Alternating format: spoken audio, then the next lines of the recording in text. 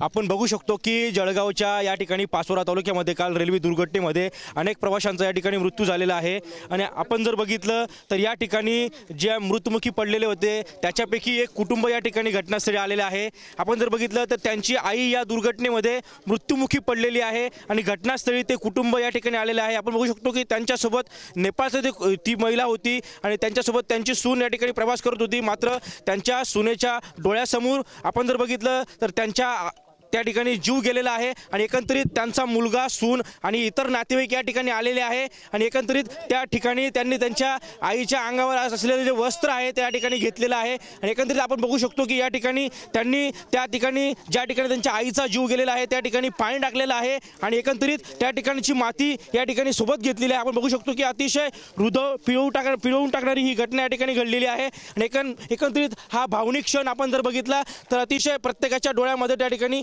पाणी येताना आपल्याला दिसून येत आहे। एकंदरीत ही अतिशय दुर्दैवी घटना या ठिकाणी घडलेली आहे। कॅमेरा पर्सन प्रसादसह मी खेमचंद कुमार, TV9 मराठी, पाचोरा, जळगाव।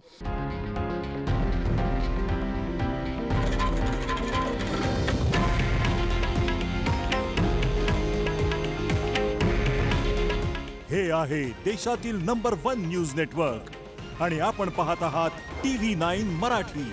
काळजी तुमची, हित महाराष्ट्राचं।